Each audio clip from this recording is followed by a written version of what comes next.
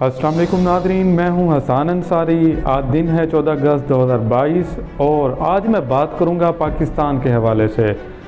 जैसा कि अब सब जानते हैं कि पाकिस्तान का क़याम किसी मौजे से कम नहीं है। हिंदुस्तान में कांग्रेस हिंदू, सिख और दूसरी अक़लियतों की नुमाइंदा जमात के तौर पर मौजूद थी, जबकि मुसलमान 1857 की जंग आज़ादी के बाद अंग्रेज़ों की हिट लिस्ट पर थे। अंग्रेज़ों ने सरकारी ज़बान की तब्दीली के ज़रिए लाखों पढ़े लिखे मुसलमानों को अनपढ़ करार दे डाला, जबकि मुसलमान शक की बुनियाद पर नए निज़ाम तालीम से दूर रहे, जिसकी वजह से माशी तौर पर कमज़ोर हो गए। 1930 में अल्लामा इकबाल ने खुतबा दिया, जिसके बाद 1940 में मुस्लिम लीग ने करारदाद लाहौर पेश की, जिसको हकीकत का रूप देने के लिए अजीम जिद्दोजहद शुरू कर दी गई। कांग्रेस जैसी मुनज़्ज़म और पावरफुल जमात में जमीयत उलमा हिंद के उलमा, मौलाना अबुल कलाम जैसे सरकर्दा रहनुमा, मौलाना उबैदुल्ला सिंधी, मौलाना इनायतुल्लाह अल मशरकी जैसे सरकर्दा रहनुमा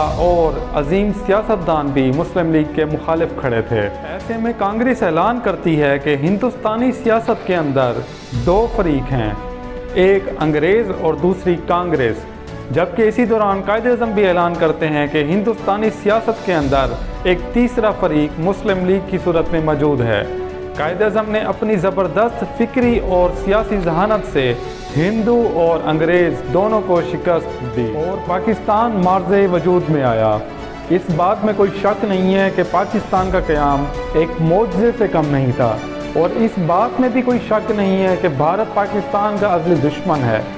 3 साल कबल कश्मीर की खसूसी आइनी हैसियत को ख़त्म करके भारत ने भारतीय यूनियन स्टेट का दर्जा देकर अहले पाकिस्तान और अहले कश्मीर को खुली दुश्मनी का सबूत दिया है। लेकिन सवाल यहाँ पे ये बनता है कि हमने इस मुल्क के साथ क्या किया। बंगाल, जहाँ पे मुस्लिम लीग की बुनियाद रखी गई, वो हमसे मुतनफ़िर क्यों हुआ? हमारी मईशत क्यों डगमगा रही है? आज तक हम अपनी बका के ख़तरात से दोचार क्यों हैं? नौजवान मुल्क छोड़कर क्यों जा रहे हैं?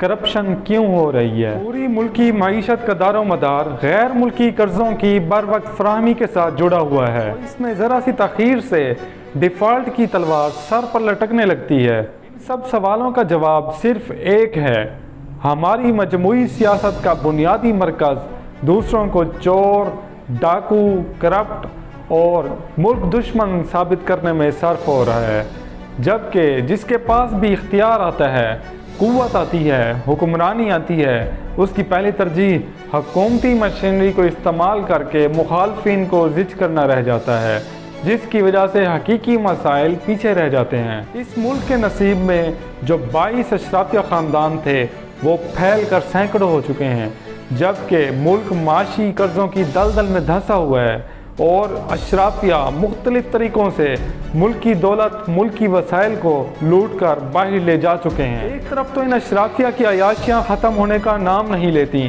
तो दूसरी तरफ एक बाप अपनी 2 फूल जैसी बच्चियों को मार कर ख़ुद भी मर जाता है, क्योंकि उससे 2 वक्त की रोटी मुयस्सर नहीं हो पाती। यौम आज़ादी का दिन अब हमसे ये तकाजा कर रहा है कि हम अपने फ़ायदे को छोड़ के अपने मुल्क के फ़ायदे के बारे में सोचें, अगले 50 साल की मनसूबा बंदी करें। अब तक मगरबी अक़वाम के आगे हाथ फैलाते रहे हैं, क्या अब वो वक्त नहीं आया कि हम अपने हकीकी खालिक की तरफ रजू करें? आए हम सब मिलकर दुआ करते हैं कि अल्लाह ताला इस मुल्क में दीन की हकीकी रूह को नाफिज करे, आमीन। वीडियो अच्छी लगी हो तो लाइक करें, शेयर करें और सब्सक्राइब करना मत भूलें। शुक्रिया, अल्लाह हाफिज़।